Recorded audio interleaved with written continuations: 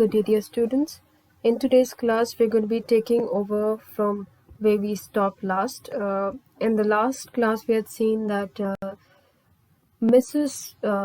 Fitzgerald's spirit, which is now in Mrs. Pearson's body, is in the Pearson household, and she has already started putting the family right. She has dealt with Doris Pearson, the daughter of Annie Pearson, and she's also dealt with Cyril, the son of Annie Pearson. And we had stopped right where Mrs. Pearson, that is the real Mrs. Fitzgerald, in the body of Mrs. Pearson, she makes it very clear to the two children that she works twice as much as they work, and also that if there are things that she doesn't wish to do, then she should be allowed the privilege not to do it, just like they are allowed the privilege not to do things that they don't want to do. Okay. So today's class we're going to be looking at what happens when George Pearson, that is her husband, comes over, and what is it that she has to say to him. Okay. So we'll take it from here. Doris enters left. She is in the process of dressing and is now wearing a wrap. She looks pale and red-eyed. So we had seen in the previous classes that Doris was all set to go out on a date with Charlie Spence, that is her boyfriend, and she wanted her mother to iron her yellow silk dress for the date. Okay, but Mrs. Pearson makes it very clear that she's not going to be doing the ironing because the dress doesn't belong to her. And it's wrong of Doris Pearson to order her mother around and make her do things that Doris Pearson should herself do, because after all, it is Doris Pearson's work. So why should the mother be doing the work, right? And also she had made some very rude remarks on Doris's choice of Charlie Spence. She said that Charlie Spence was dim-witted and and he had buck teeth. And she really made fun of Doris's choice in terms of the boyfriend. So obviously Doris starts crying, and but she's still all set to go out. So she's now in a wrap. She's getting ready. Mrs. Pearson says, "You look terrible. I wouldn't wear that face even for Charlie Spence." So, she's adding insult to injury here. So she says, "Okay, the situation is quite bad. You don't look good. And if I were you, I would not even wear that face for Charlie Spence. As it is, Charlie Spence is not a good enough date. But even for him, I would not look so bad the way you look right now." And Doris, she moves about the table very angrily and she says, "Oh, shut up about Charlie Spence. And anyhow, I'm not ready yet, just dressing.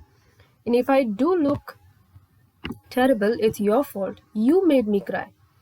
Cyril, very curious, he says, "Why? What did she do?" Now, Cyril was not present when Mrs. Pearson had passed all those comments on Doris Pearson and her choices. So now he wants to know what happened. What did the mother say that was so hurtful that Doris is actually crying? Because it has never happened before. So Doris says, "Never you mind. You forget it. You don't bother." Mrs. Pearson's rising and preparing to move to the kitchen, she says, "Have we any stout left? I can't remember."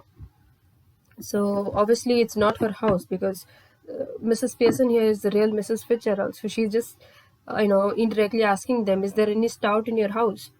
So Cyril says, "There's a bottle or two, I think, but you don't want stout now." And by the way, stout is a beer, right? And we know that Mrs. Fitzgerald, the real Mrs. Fitzgerald, loves to smoke and also have a nice drink. So things are not changing there. Now, Cyril says there are a bottle of two, but in the middle of the day, in the night, it is okay for beer. But in the middle of the day, why are you asking for stout? She says, "I'm sure you don't want it." So Mrs. Pearson, moving left slowly, she says, "I do. I want stout." And Cyril says, "What for? Why do you want the stout?" And we're told that, sorry, I scrolled down a little too much. Yeah, of course, Cyril says, "What for?" And Mrs. Pearson, turning at the door, she says, "To drink, you clot." Obviously, why would anyone ask for stout if they don't want to drink it? "I want to drink it, you clot, you stupid person." And Mrs. Pearson exits right. Instantly, Cyril and Doris are in a huddle, close together at left center, rapidly whispering. So the mother, that is Mrs. Pearson, is off the scene, and it's just the two children. And now they finally have the time to be alone and discuss what is actually going on, because both of them had been insulted and they've been spoken to very, very rudely by this mother of theirs, who has always been like a lamb, very quiet, very understanding, very loving, doing everything for them. Suddenly, what has changed? They cannot make sense of it. So now is the time to discuss about it, because otherwise she's around and she's not going to allow it to happen. So Doris says, has she been like that with you too? So Doris thought it was her fault. So she wants to know, has Cyril also been treated very poorly? And Cyril says, yes, no tea ready, couldn't care less. And Doris says, well, I'm glad it's both of us. I thought I had done something wrong.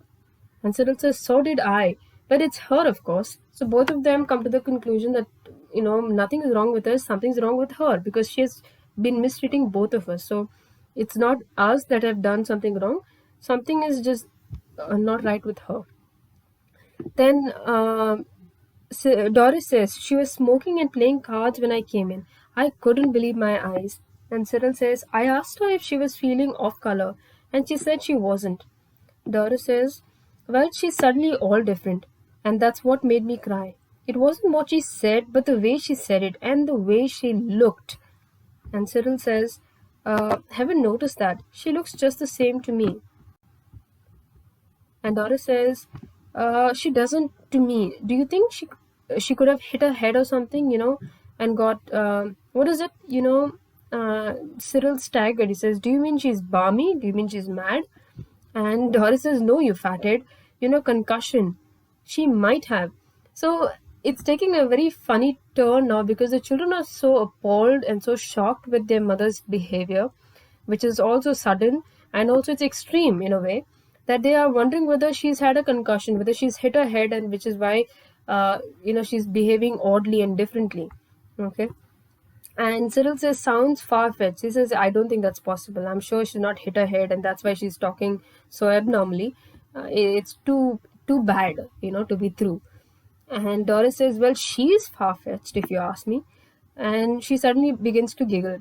So Doris says, her behavior and she herself is far-fetched today. So anything is possible. It is quite possible that she would have hit her head, and she's now suffering a concussion, which is why she's behaving like this. And suddenly she starts giggling. And Cyril says, now then, what is it? Like, what happened? What's your joke? Why are you laughing? And Doris says, if she's going to be like this when Dad comes home, and she giggles again. And Cyril begins to guffaw. He begins to laugh. He's not giggling anymore.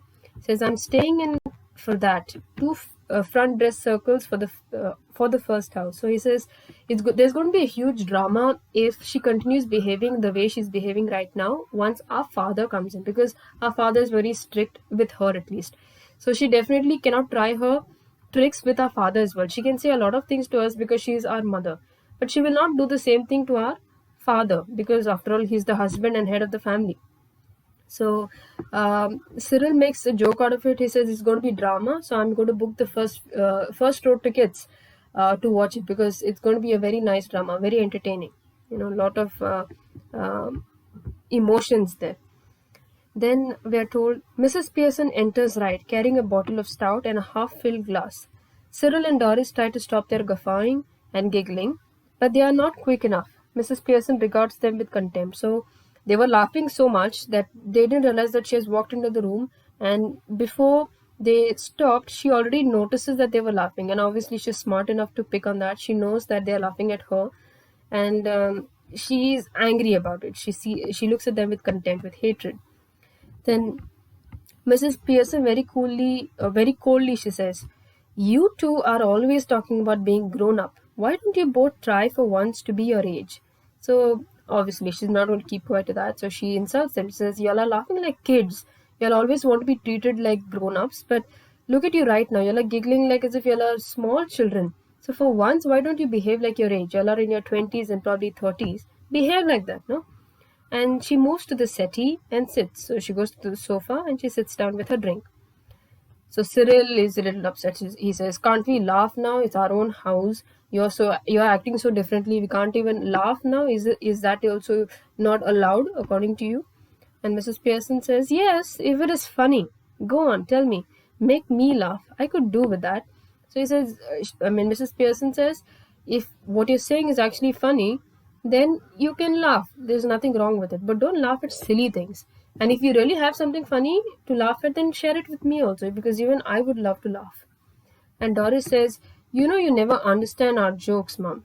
Now, here again, you can understand the kind of attitude that they have towards their mother. They believe that the mother is not very smart, and their jokes are so smart that the mother will not get it. Okay, so Doris says, "You never understand our jokes. You don't understand the cool language. You don't understand the references. So there's no point sharing our jokes with you, because you will not find it funny. You're not smart enough or modern enough to understand our jokes." Again, a very insulting comment to make towards your own mother. And Mrs. Pearson says, "I was yawning at your jokes before you were born, Doris." So this is a nice comeback here. So she says, "You are talking about me not getting your jokes. Your jokes are so lame that from the time you were a kid, you started joking. I used to yawn at it. It was so boring, and definitely don't call it a joke, because it doesn't fall under the category of jokes." And Doris almost tearful again. So she's upset with the insult, and obviously she was not expecting the insult. And she says, "What's making you talk like this? What have we done?" So she's just wondering, a mother in our entire life has not spoken to us like that. Now what is the problem? Why are you suddenly doing this to us? And Mrs. Pearson very promptly, very quickly, without wasting a minute, she says, "What you all have done is nothing but come in, ask for something, go out again, then come back in when there is nowhere else to go. So this is your problem. You're asking me now, what have we done? Why are you behaving so rudely to us? Then this is the problem. All you have done is you all have ignored me completely, and you all have treated me like a servant, and you have treated this own house of ours as a hotel. You come in, you whatever work you want me to do, you take that, and you go out again when there's nothing else to go to, when you don't have your clubs open, or your friends' houses or your offices are not open anymore, that's when you come back home again." Okay, so this is what you have done, and that's why I am taunting you like this. That's why I'm teasing you, or I'm mocking you, making fun of you because of that. And then Cyril very aggressively, he says, "Look, if you won't get tea ready, then I'll find something to eat myself." So he says, "You stop putting your price up like that.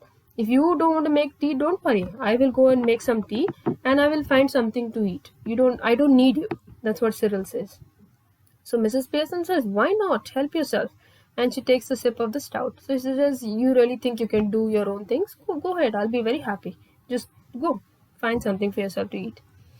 And Cyril, turning on his way to the kitchen, he says, "Mind you, I think it's a bit thick. I've been working all day."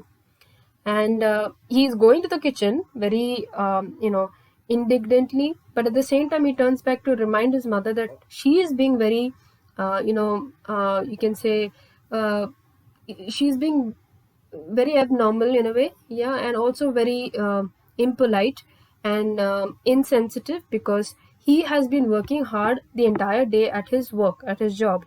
Okay, that now that he has come home, he's very tired and he wants to be pampered a little. And Doris also says, "Yes, mummy, it's not just Cyril. Even I have a long day that I worked, and I really want to come back home and relax. So it's very insensitive of you to be treating us like this, because we have really worked so hard." And Mrs. Pearson is not perturbed. She's not upset about anything, but very calmly she says, "8-hour day. Both of y'all 8-hour day." And Cyril says, "Yes, 8-hour day. And don't forget it. 8 hours is a lot of time. So you, as our mother, please don't forget that we do so much of work outside." And Mrs. Pearson, again, she says, "I have done my 8 hours." And Cyril, "That's different." Doris also, she supports the brother. She says, "Of course it is. It is different. What you are doing for 8 hours is very different from the kind of work that we are doing for 8 hours." And Mrs. Pearson, she very calmly again, she says, "It was. But now it isn't. 40-hour week for all now. Just watch just watch it at the weekend when I have my 2 days off. So this is one thing that she makes very clear. She says, if you as my children and my also my husband, if y'all have the liberty, you have the freedom to work for only 8 hours per day, then why should the rules be any different for me? After 8 hours of work every day, if you can get tired, then what do you think I'm made of? Okay, do I not get tired as well? And obviously they say that her work is different, but this is very unfair. We all know that household work is equally tiring, if not more tiring than office work. Okay, so and then she says, you all work 8 hours a day only for 5 days in a week, because abroad they have Saturday and Sunday off, so only from Mondays to Friday, that is 5 days they are working. So in total, in the entire week, they're working for about 40 hours. Okay. So she says, just like y'all, I'm also going to be working only for 40 hours. Y'all work 8 hours outside. I will work 8 hours at home. And on weekends, just like you, even I will take the Saturday and Sunday off. Why should I be working? Why should the rules be any different for me? Equality for everyone. And Doris and Cyril exchange alarmed glances. Then they stare at Mrs. Pearson, who returns their look calmly. Now, this is because we all know this, it happens in our own homes. On Saturdays and Sundays, things are always extra special. That means the household work increases for our mothers, because they have to, most probably, they have to make something even more special. They'll have to, the children and the husband are at home, so they are constantly looking after the children and making all kinds of special dishes for them and pampering them in every possible way. That's the kind of work that most mothers do on every Saturday and Sunday. Most mothers will complain that the work increases on Saturdays and Sundays. It's no different with Mrs. Pearson. So now she says that every Saturday, Sunday, I will take an off. Just like y'all are taking an off from your work, like that even I'll be taking an off from my household work every Saturday and Sunday, because I also deserve a 40-hour week. Okay. And the children cannot believe their ears here. So Cyril says, I must grab something to eat. Looks as if I'll need to keep up my strength. Cyril exits to the kitchen. So Cyril is hungry and he wanted his mother to make the tea, and she has not made anything. And now he says, I can't deal with all these sudden changes and these shocks that she's giving us. I think I need to eat something, otherwise I might faint, because this is too much, whatever she's making me deal with. And he runs to the kitchen. Doris, moving to the settee very anxiously, she says, Mummy, you don't mean you're not going to do anything on Saturday and Sunday? So she's concerned because obviously she's the daughter of the house, and traditionally, that if the mother is not in place, if the mother is not around, then the daughter has got to do all the work. So she is even more concerned about that. So she wants to know, so you're trying to say is on Saturday and Sunday you're not going to do anything? So Mrs. Pearson very airily, very coolly, she says, no, I wouldn't go that far. I might make a bed or two and do a bit of cooking as a favor. Which means, of course, I'll have to be asked very nicely and thanked for everything and generally made a fuss of. But any of you 40-hour-a-weekers who expect to be waited on hand and foot on Saturday and Sunday with no thanks for it are in for a nasty disappointment. Might go off for the weekend, perhaps. Okay, so she says, if you want, I may do a few things. I might make your bed, I might cook something, but it all depends on how politely you ask me. You cannot take me for granted, and you cannot believe and you cannot expect that just because it's Saturday and Sunday, our mother will do everything for us. Whatever little work that we have, she will do that also for us. That is not happening at all from now on. Okay, so if you make a fuss of me, if you request me as a favor, I will do it. Okay, but other than that, y'all don't even think of it, because just like y'all deserve a break on Saturday and Sunday, so do I. I'm also a human being. I also work all through the week, so I also deserve a break on Saturday and Sunday. And she says, I might even go out. Like y'all keep going out with your friends. I might also go out somewhere. 2 days is a nice time. I can have a very short holiday and come back refreshed on Monday. And Doris is aghast, alarmed, shocked, surprised. She says, go off for the weekend. never heard. She's never heard a mother say anything like that before. And Mrs. Pearson says, why not? I could do with a change. Stuck here day after day, week after week. If I don't need a change, who does? So she says, why not? Going out is such a brilliant idea. I get bored sitting at home in the same house, in the same rooms, looking at the same faces. And at least you all go out to your jobs, right? So I, of all people, require a change. So it's a good idea on weekends to at least go out. And Doris, she says, but where would you go? Who would you go with? Because they know that their mother usually doesn't go out with any of her friends or her family members. She's always at home. Okay. And Mrs. Pearson says, that's my business. You don't ask me where you should go and who you should go with. Do you? So she says, you don't worry. I want to go out with whoever I want, I'll go. You, as my daughter, you have no business in this. So you don't ask me stupid questions about where I want to go or with whom I will go. Because I also don't ask you. You are my daughter, but I still don't ask you where you go. I respect your privacy, so you should respect mine as well. So Doris says, that's different. You know, my going out, I'm a young girl, I'm supposed to go out. That's different. I don't need to tell you. Okay, but Mrs. Pearson, she reacts very sharply to this. She says, the only difference is that I'm a lot older and better able to look after myself. So it's you who should do the asking. She says, if anything is different, I am older to you. I'm your mother and I'm in a better position to look after myself because I know the world a lot better than you do. Okay, so it should be the other way around. You should be asking for my permission and I should not be asking for your permission as to where I need to go and with whom I need to go. Okay, so she shuts her up completely right there. So Doris, now she cannot take it anymore, so she directly asks her mother, did you fall or hit yourself with something? No, why are you talking like this so rudely? And every second word of yours is filled with so much of hatred and it's some sort of insult or the other. Did you really hit your head somewhere? And Mrs. Pearson, very coldly, she says, no, but I'll hit you with something, girl, if you don't stop asking silly questions.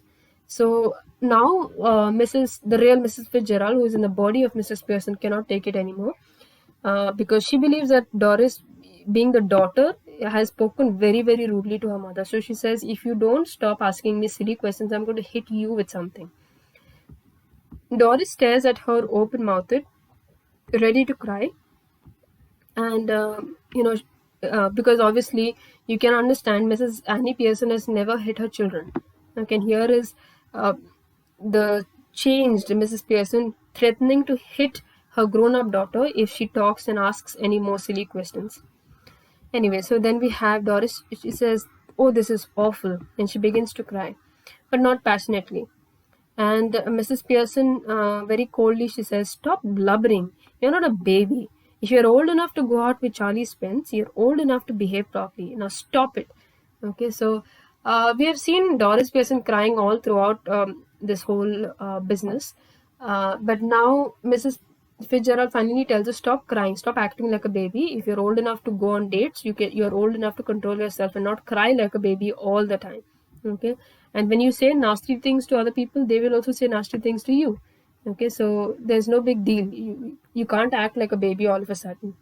Okay, and this is where we are going to stop. I don't want to start with the next scene because George Pearson is going to come to the next scene and that has to be seen independently as well. Okay, so we'll stop right here. Thank you.